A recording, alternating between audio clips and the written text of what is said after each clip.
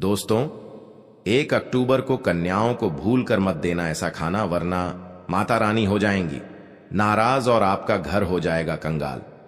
कुछ लोग नवरात्रि के अष्टमी और नवमी के दिन कन्या पूजन करते हैं, तो कुछ खास गलतियां ऐसी होती हैं जिनको वे कर देते हैं, जिसकी वजह से माता रानी आपके पूरे घर को कंगाल बना देती हैं। जैसा कि आप सभी को पता है कि इस समय शारदीय नवरात्रि का पावन पर्व चल रहा है, और ऐसे में शारदीय नवरात्रि 9 नहीं बल्कि पूरे 10 दिन की रहने वाली है। तो इस बार नवरात्रि में कन्या पूजन को लेकर काफी ज्यादा कंफ्यूजन बना हुआ है, क्योंकि कुछ लोग अष्टमी के दिन महाअष्टमी पर कन्या पूजन करते हैं, तो कुछ लोग महानवमी के दिन कन्या पूजन करते हैं। ऐसे में कन्या पूजन आपको कब करना है, और भूल कर कन्याओं को ऐसी वस्तु भूल कर मत देना, वरना माता शेरावाली हो जाएंगी नाराज और व्रत हो जाएगा खंडित, पूजा भी स्वीकार नहीं होगी। अगर आप चाहते हैं कि माता रानी आपके ऊपर कृपा करें, धन के भंडार भरे, कामनाओं को पूर्ण करें, तो भूल कर भी गलती से यह एक चीज कन्याओं को ना खिलाएं, वरना पूरे परिवार को इसका दुष्परिणाम झेलना पड़ेगा और माता रानी आपसे हमेशा के लिए नाराज होकर आपके घर से धन की देवी लक्ष्मी को भी ले जाएंगी। दोस्तों, अगर आप भी अपने जीवन से कंगाली दूर करना चाहते हैं, तो आज मेरे कहने से इस वीडियो को बड़े ध्यान से देखिएगा, ताकि आप सभी का कन्या पूजन से जुड़ा हुआ कंफ्यूजन दूर हो जाए। साथ ही जाने कन्या पूजन में आपको कन्याओं को कौन सी चीज उपहार स्वरूप में देनी चाहिए और कौन सी वस्तुएं भूलकर भी नहीं देनी चाहिए। कन्या पूजन के बाद अखंड ज्योति की ज्योत होती है, उसका क्या करना चाहिए, वहीं कलश के नीचे रखे हुए चावल का क्या करना चाहिए, नारियल का क्या करना चाहिए। संपूर्ण जानकारी आपको आज इस वीडियो के माध्यम से प्राप्त होगी। यहां तक कि हम आपको बताएंगे कि इस बार कन्या पूजन कब किया जाएगा, महाअष्टमी की पूजा का शुभ मुहूर्त क्या रहेगा और महानवमी की पूजा का शुभ मुहूर्त क्या रहने वाला है। तो बड़े ही ध्यान से इस वीडियो को देखिएगा और हां, ज्यादा से ज्यादा शेयर कर दीजिएगा, क्योंकि यहां हम आपको पंचांग और ज्योतिष गणना के आधार पर महाअष्टमी और नवमी की पूजा के महत्व और पूजा विधि और शुभ मुहूर्त के बारे में बताने जा रहे हैं, और साथ ही कन्याओं से जुड़ी कुछ खास उपाय और पूजा पाठ के बारे में बताएंगे, और ऐसी गलतियों के बारे में बताएंगे जिनको करने से आप अपने आप को बचा सकते हैं, जिससे आपको माता रानी के क्रोध का सामना नहीं करना पड़ेगा और माता रानी का आशीर्वाद भरपूर आपको मिलता रहेगा। क्योंकि दोस्तों, अष्टमी नवमी के दिन कुछ लोग जो है अपने घर के रीति रिवाजों के हिसाब से कन्या पूजन करते हैं। कन्या पूजन में सबसे ज्यादा महत्वपूर्ण रहता है तो वह रहता है शुभ मुहूर्त का रहना। अगर आपको जानकारी अधूरी प्राप्त होती है और आप गलती से उस जानकारी के हिसाब से कन्या पूजन करते हैं, तो इसका परिणाम पूरे घर को देख झेलना पड़ता है।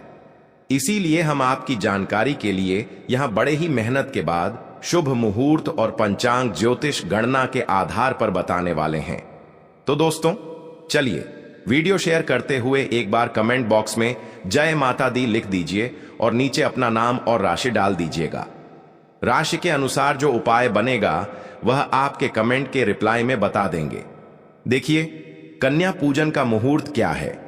कन्या पूजन करने से पहले माता रानी क्या संकेत देती हैं, कन्याओं को क्या खिलाना चाहिए, क्या नहीं, भूलकर कन्याओं को कचौड़ी, जलेबी या घर में बना हुआ खाना खिलाना चाहिए या नहीं, और कैसी थाली, कैसे बर्तन प्रयोग में लाने चाहिए। बहुत सारे लोग गलती कर देते हैं, इसीलिए हम आपको पहले ही यह वीडियो बनाकर दे रहे हैं ताकि आप माता रानी के क्रोध का सामना ना करें। दोस्तों, नवरात्रि में कलश के ऊपर जौ और नारियल रखा होता है, उसे तोड़कर कई लोग कन्याओं को दे देते हैं।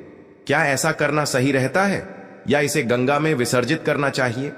देखिए, हमारे जितने भी सब्सक्राइबर हैं हमारे इस छोटे से परिवार का हिस्सा हैं, और हम आपसे यही कहेंगे कि इस वीडियो को आप ज्यादा से ज्यादा शेयर करके अपने परिवार को बड़ा कीजिए। देखिए, हम जो चौकी लगाते हैं उसमें जो नारियल रखते हैं, उसमें जो नारियल होता है वह कन्या पूजन के बाद जो है उसका हमें क्या करना चाहिए, और नवरात्रि के अंतिम दिन ऐसी कौन सी गलती है जिनको भूल कर नहीं करना चाहिए। गलती से भी कन्याओं को ऐसा खाना खिलाने से पूरा घर बर्बाद हो जाता है। इस बार नवरात्रि 9 नहीं बल्कि पूरे 10 दिन की है, जो कि शुभ फल लेकर आई हैं। 9 दिन की सारी मेहनत, पूजा पाठ, इस नवरात्रि के महत्व का पूरा फल व्यर्थ चला जाएगा अगर आपने गलती से यह गलतियां कर दी।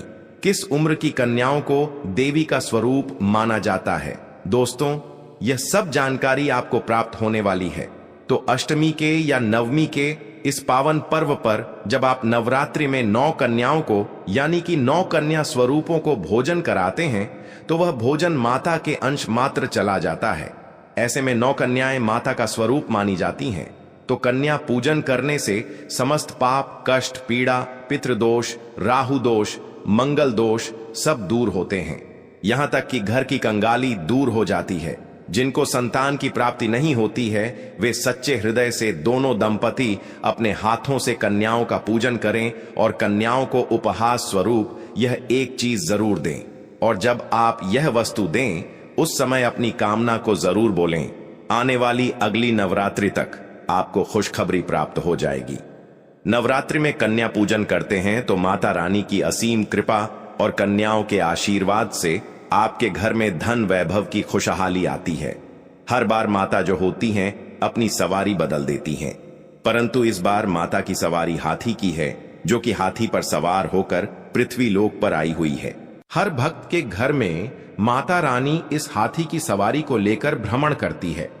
जिनके घर में भ्रमण करती हैं, जिनके घर में माता का आदर होता है, वहां पर माता अपना डेरा डाल देती है। हाथी पर सवार होकर आना सबके लिए शुभ संकेत लाता है। राजा प्रजा सभी के लिए शुभ संकेत होता है और उन्नति के मार्ग की ओर लेकर जाता है। परंतु कुछ विशेष उपाय और पूजा पाठ आपके लिए और भी ज्यादा फल देने वाले होते हैं। जैसे किसी की नौकरी नहीं लग रही है, व्यापार में उन्नति नहीं, या फिर किसी कार्य में बार बार अड़चनें आपको देखने को प्राप्त होती है। तो ऐसे में कन्या पूजन में और कन्याओं को दी गई कुछ वस्तुएं, साथ ही कुछ विशेष उपायों से आपकी कामनाएं पूर्ण होती हैं। देखिए, व्यक्ति का भाग्य बदलता है और खुद उसकी आंखों के सामने बदलता है।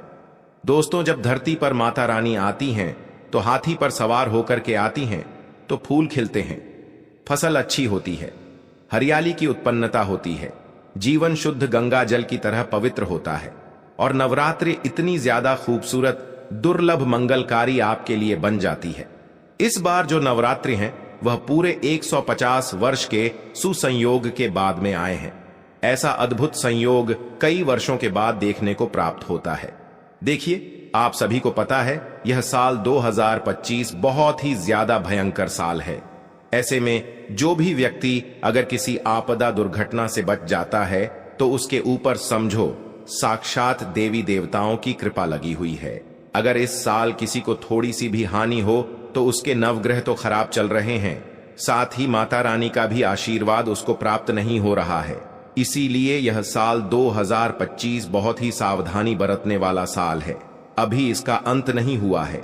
जब तक साल 2025 समाप्त होगा तब तक के लिए अपने जीवन को सुखमय और कष्टों से मुक्ति पाने के लिए कुछ विशेष उपाय नवरात्रि में जरूर से कर लें और खास करके कन्या पूजन के समय यानी कि महाअष्टमी नवमी के दिन जरूर करें। भक्त अपनी कामनाओं को इस समय भूल कर पूर्ण कर लेंगे और आने वाले कुछ दिन जो आपके लिए हानि लेकर आएंगे उनको बिल्कुल अपने अनुकूल कर लेंगे। जीवन में आपको 10 से 12 साल तक कोई दुख और परेशानी संकट नहीं आएगा, चाहे पूजा पाठ करें या ना करें। दोस्तों, आप सभी को बता दें कि इस बार नवरात्रि जो हैं वह बहुत ही पावन पवित्र इसलिए माने जा रहे हैं क्योंकि इस नवरात्रि में केवल 9 नहीं बल्कि पूरे 10 दिन का संयोग देखने को प्राप्त हो रहा है। ऐसे में दुर्गा विसर्जन कैसे करना है और अष्टमी नवमी तिथि की पूजा का विधान है वह हम आपको पहले बताएंगे और उसके बाद हम आपको बताएंगे उपाय और फिर बताएंगे नवरात्रि में कन्या पूजन के समय कन्याओं को क्या खिलाना चाहिए। देखिए, इस बार जो नवरात्रि है वह 22 सितंबर सोमवार से प्रारंभ हुई थी, जो कि 1 अक्टूबर को समाप्त होने जा रही हैं।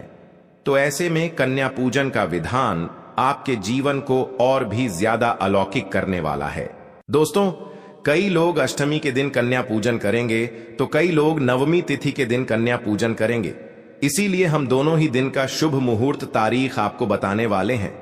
इन कन्या पूजन में आपको बहुत ही ज्यादा कंफ्यूजन देखने को प्राप्त हो रहा है। वह कंफ्यूजन आपका हम दूर करने जा रहे हैं। दोस्तों, कन्या पूजन करने से पहले हमें अपने घर में माता रानी की विधि विधान से पूजा करनी होती है। घर में हवन करना होता है। उसके बाद ही लोग अपने घर में कन्याओं को बुलाते हैं। तो अगर आप भी यह सोच रहे हैं कि कन्या पूजन करेंगे तो इस बात का ध्यान रखिएगा। सबसे पहले जब आप अपने घर में कन्याओं को बुलाएं तो उनके चरण धोइएगा। दोनों ही दंपति एक साथ मिलकर कन्याओं के चरण धोते हैं तो माता रानी प्रसन्न होती हैं। इसके बाद एक साफ स्थान पर उनको बैठा दीजिएगा और कन्याओं के माथे पर तिलक लगाकर उनके हाथ में कलावा बांध देना। उन्हें हलवा पूरी खिलाना। इसके बाद जो भी उनसे बन सके, आप जो भी सामर्थ्यवान हो उस हिसाब से दान दक्षिणा या गिफ्ट उनको देकर उनका आशीर्वाद प्राप्त करना। परंतु यहां शर्त यह है कि किसी भी कन्या को पैसे मत देना। जो भी उनकी जरूरत की चीजें हैं केवल उनको वहीं लाकर जरूर दीजिएगा। माता रानी की चुनरी जरूर से खरीद के लाइएगा। अगर ना ला पाए तो यहां कमेंट में हमने कुछ यानी कि हमारे डिस्क्रिप्शन बॉक्स में कुछ लिंक दे रखे हैं, वहां से आप माता रानी से जुड़ा हुआ सामान मंगा सकते हैं। तो दोस्तों, जरूर से मंगा के रखिएगा। और भक्त जो है बहुत ही ज्यादा इस बार असमंजस में है, क्योंकि इस बार की जो नवरात्रि है एक दिन बढ़ने की वजह से भक्तों के मन में शंका पैदा कर रही है। तो चलिए जान लेते हैं इस बार जो कन्या पूजन का मुहूर्त है वह क्या रहने वाला है।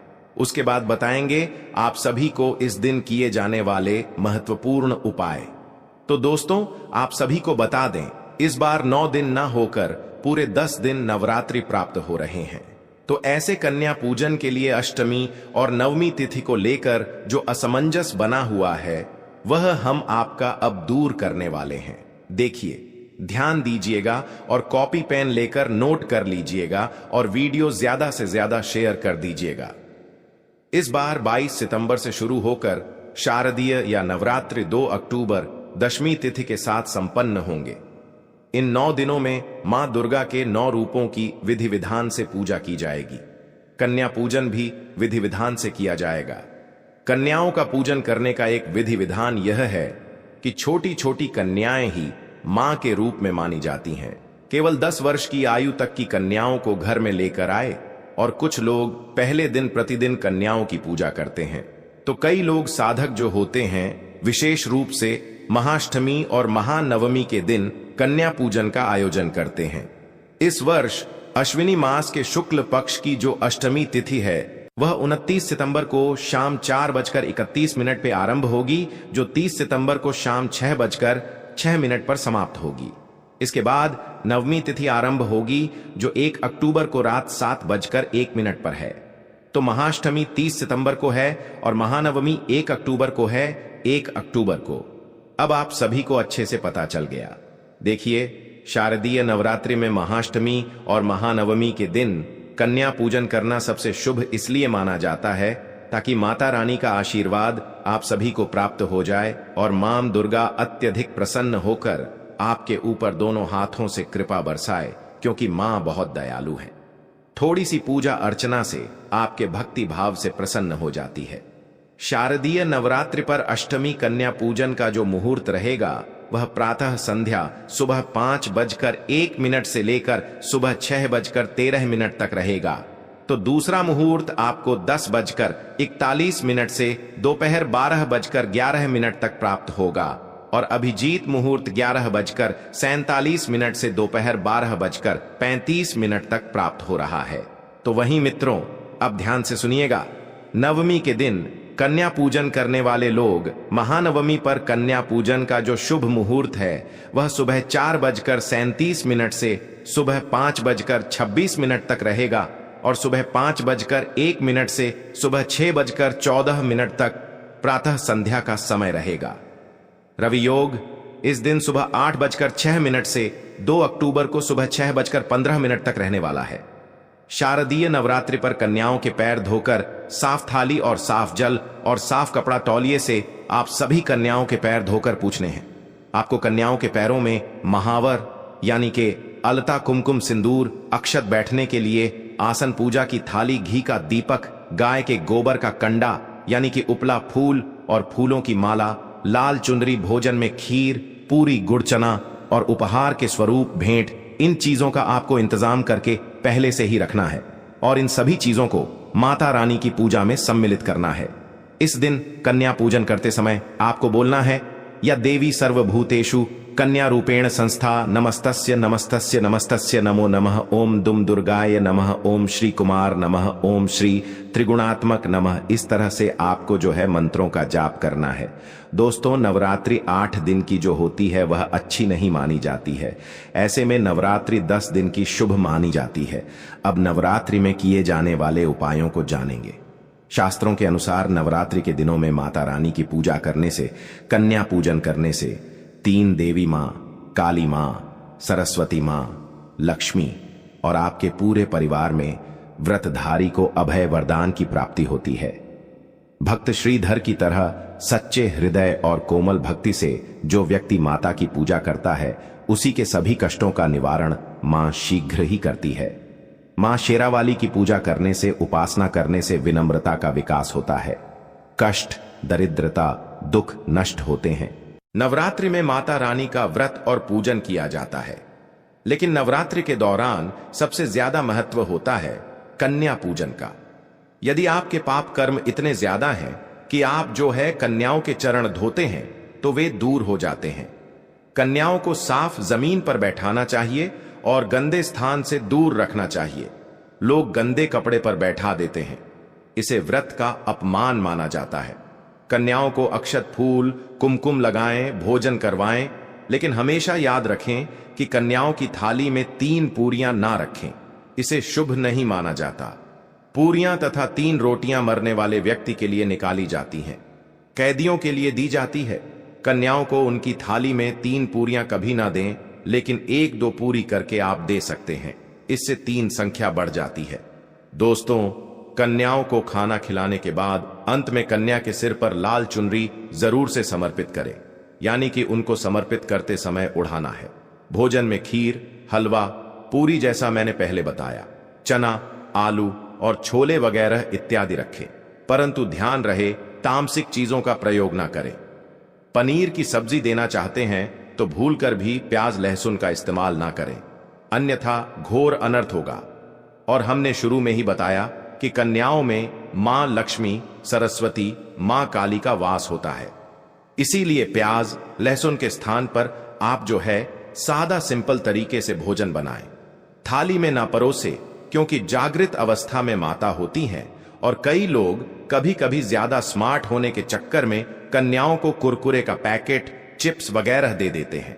इससे घोर अपराध माना जाता है, क्योंकि इसमें प्याज लहसुन का इस्तेमाल होने के कारण आपका व्रत खंडित हो जाता है। तमाम तरह की चीजें मिलावट की आती हैं, इसलिए आपको ध्यान रखना है, दुर्गा मां क्रोधित हो जाती हैं। आपको 9 दिन तक लहसुन प्याज भी नहीं खाना चाहिए, परंतु अगर गलती हो गई है तो अंतिम दिन इस चीज का आप जो है प्रायश्चित कर सकते हैं। मां से क्षमा याचना कर सकते हैं और आशीर्वाद प्राप्त कर सकते हैं। एक छोटी सी गलती पूरे व्रत को ले डूबेगी। कन्याओं को बंद की हुई कोई चीज ना खिलाएं। देखिए दोस्तों, मार्केट से ली हुई कोई चीज ना दें जिसके अंदर प्याज लहसुन जैसी चीज हो, ताकि आपके व्रत पर इसका प्रभाव होगा। आप चाहे रेडीमेड कोई भी चीज लाकर खिलाते हैं, जैसे दही जलेबी खिलाते हैं, जो शुभ नहीं मानी जाती। भले ही आप जलेबी दही खिलाते हैं, परंतु माता को घर का बना शुद्ध भोजन अपने हाथों से खिलाएं। प्रिय होता है माता रानी को। नवरात्रि के दौरान में पका खाना अवश्य बनाना चाहिए। माता रानी बहुत प्रसन्न होती हैं। घर का बना पका खाना कन्याओं को खिलाना चाहिए और हमेशा याद रखें कि कन्याओं को प्लास्टिक के दोने में खाना भूलकर ना दें। ऐसे बर्तन पूजा पाठ के लिए शुद्ध नहीं होते, अशुद्ध होते हैं। कन्याओं को स्टील के बर्तन, पत्तों से बने बर्तन में ही भोजन कराना चाहिए। मार्केट में पत्ते भी मिलते हैं। पत्तों से बनी हुई थालियां जो आती हैं वह सस्ती मिल जाएंगी, लगभग 5 या कि आपको 1 पीस के रूप में मिल जाएगी। जैसे आप देख लेना अपने हिसाब से, तो वह पूजन में आप रख लें। कन्याओं को आप आराम से, दोस्तों, पत्तों के जो बर्तन होते हैं वह शुभ माने जाते हैं, परंतु प्लास्टिक के अशुभ होते हैं, तो आप जो है पत्ते की थाली में भोजन करा सकते हैं। दोस्तों, आपको बहुत ही ज्यादा शुभ फल प्राप्त होगा। इसमें भोजन में देवता भी भोजन ग्रहण करने आते हैं। तो प्लास्टिक की चीजें घर में बिल्कुल ना लेकर आए। दोस्तों, यही नहीं, कन्याओं को थाली में एक लौंग जरूर से रखें। जब आप भोजन परसे तो उस समय लौंग देवी शक्ति का रूप मानी जाती है, तो मां को बहुत ही प्रिय होती है। लौंग माता शक्ति का प्रतीक होती है। लौंग में नव दुर्गा का वास होता है। इन 9 दिनों में माता रानी लौंग का भोग ही पसंद करती हैं। इसीलिए कन्याओं की थाली में चुपचाप एक लौंग जरूर रख लें। आपका भाग्य चमक जाएगा। माता लक्ष्मी आपके जीवन में धन की कोई कमी नहीं होने देंगी। आपको बता दें कि कन्याओं को उपहार में खुश करने के लिए उनकी थाली में दक्षिणा डालें, ताकि आपके घर में संपन्नता बनी रहे, धन की कोई कमी न रहे। कन्याओं को कोई सुंदर गिफ्ट दे सकते हैं। कन्या पूजन करते समय कन्याओं को गिफ्ट देना बहुत जरूरी होता है। दोस्तों, चॉकलेट बॉक्स दे सकते हैं, खूबसूरत कपड़े दे सकते हैं, काले कपड़े ना दें, और स्टील के बर्तन भी गिफ्ट के तौर पर दे सकते हैं। कन्याओं को लोहे का सामान ना दें। जब कन्याओं को अपने घर लेकर आएं और उनको भोजन कराएं, जब उनके चरण जरूर से आपको छूने चाहिए और प्रस्थान करते समय भी छूने चाहिए। मन में उस समय अपनी अधूरी इच्छाओं को बोलना चाहिए। माता रानी तुरंत आपकी वह मनोकामना पूर्ण करती हैं। कुछ भी हो जाए, कन्याओं को शुक्रवार के दिन उनकी थाली में खट्टी चीजें कभी मत परोसिए, क्योंकि इस दिन माता संतोषी का दिन होता है, और मां संतोषी का जो दिन होता है वह शुक्रवार का दिन है। इसीलिए आपको शुक्रवार के दिन जब भी नवरात्रि पड़ जाएं, तो इस चीज का ध्यान रखिएगा। परंतु इस बार आपको बहुत ही ज्यादा शुभ और अच्छे दिन प्राप्त हो रहे हैं। दोस्तों, खट्टी चीजों का भोग भूलकर नहीं लगाना चाहिए। कन्याओं की थाली में आम, चटनी, नींबू, इमली यह नहीं देना चाहिए, क्योंकि मां संतोषी भी तो माता कन्याओं के स्वरूप में आपके घर आती हैं। कन्याओं को भोजन में ऐसा खाना देने से माता रानी का जो क्रोध है वह पूरे घर को झेलना पड़ता है। संतोषी माता आपके घर पर खुश नहीं होती हैं। दोस्तों, कन्याओं को खट्टा पदार्थ बिल्कुल ना खिलाएं। साक्षात माता संतोषी आपसे नाराज होंगी। भोजन ग्रहण करने और कन्याओं के साथ आपके घर में पधारने तक मां संतोषी घर में रहती हैं। इसीलिए उनको प्रसन्न रखें और अभय वरदान की प्राप्ति आप कर लें। नवरात्रि के दिनों में अगर आपको यह संकेत मिल जाए तो समझो माता रानी आपके घर में आ चुकी हैं। ऐसे कौन से संकेत हैं? जैसे कि कलश स्थापना करते समय जौ से निकलने वाली हरियाली होती है, शुभ मानी जाती है। कहा जाता है कि जौ से निकली हरियाली हमारे भविष्य में होने वाले अच्छे बुरे कामों का संकेत होती है, हमारे जीवन में आने वाले हमारे भविष्य को बताती है। आपने जो जौ बोए हैं वह किसी कारण नहीं उपजे, यह बड़ा संकेत है। आप मनुष्य के रूप में उस संकेत को मान सकते हैं। कहा जाता है कि नवरात्रि में जौ अगर सूख जाते हैं या बढ़ते नहीं, तो आपके घर समझ लेना कि अच्छा समय नहीं चल रहा है, आपका खराब समय आने वाला है। घर में कोई बड़ी रोग बीमारी आने वाली है या धन हानि का संकेत माना गया है। आपने कोई ना कोई जरूर से गलती की होगी जिसके कारण माता रानी नाराज हो गई हैं। इसलिए माता से आप क्षमा अवश्य मांगे। मां अपने भक्तों को अवश्य माफ करती हैं। दोस्तों, यदि जो हरे भरे ज्वारे होते हैं वे घर में हरियाली का संकेत लाते हैं, धन खींचने की चाबी होते हैं। इसीलिए कहा जाता है कि एक का सिक्का या चांदी का कोई भी सिक्का जौ के बीचों बीच में अगर मिट्टी में दबा दिया जाए तो घर में सुख समृद्धि आती है। माता लक्ष्मी दौड़ी दौड़ी चली आती हैं। जौ के अंदर हमेशा 1 रुपए का सिक्का अवश्य डालना चाहिए। जौ को खाली नहीं रखना चाहिए, उसमें धन वगैरह अवश्य डाल दें। माता का आशीर्वाद प्राप्त होता है और घर परिवार पर संकट आने से बच जाता है। नवरात्रि के दौरान सपनों में अगर फूल, गंगा नदी, शेर, मंदिर, मां दुर्गा का दिखना शुभ संकेत माने जाते हैं। यह सपने जीवन में सुख, समृद्धि और शांति लाते हैं। नवरात्रि में सपने में फूल दिखना सबसे ज्यादा शुभ होता है। सपने में गंगा का दिखना आत्मग्लानि से मुक्ति कर देता है। मां दुर्गा को बुलाने के लिए आपको ओम जयंती मंगला काली भद्रकाली कृपालिनी दुर्गा क्षमा शिवधात्री स्वाहा स्वाधा नमोस्तुते नमोस्तुते नमोस्तुते नमो नमः इस मंत्र का जाप करना चाहिए। अब आप सभी को नवरात्रि में जलने वाली ज्योत के बारे में बताते हैं। आपको ज्योत को लेकर कुछ संकेत होते हैं जो माता रानी के आपके घर में आने का संकेत होती है। नवरात्रि में ज्योत की बाती का क्या करें? देखिए, गरीब के गरीब अगर रहना चाहते हैं तो ज्योत की बाती के चमत्कार जानकर आप हैरान रह जाएंगे, क्योंकि ज्योत जो होती है वह रंक से राजा बनाते देर नहीं लगाती। नवरात्रि में हर प्रयास करना चाहिए कि हर घर में अखंड ज्योत जरूर जले, नहीं तो दीपक तो जरूर ही जलाना चाहिए। मंदिर में जाकर कहीं धार्मिक स्थान होते हैं, वहां पर कहा गया है कि आपके अपने घर से ज्योत जलाते हैं या अपने नाम से कहीं मंदिर में जाकर ज्योत जलाते हैं। ऐसे व्यक्ति पर दुर्गा के 9 रूपों की कृपा होती है। बहुत से लोग अपने आध्यात्मिक उन्नति के लिए, स्वयं की तरक्की के लिए, घर परिवार की सुख शांति और अखंड ज्योत के लिए घर में ज्योत जलाते हैं।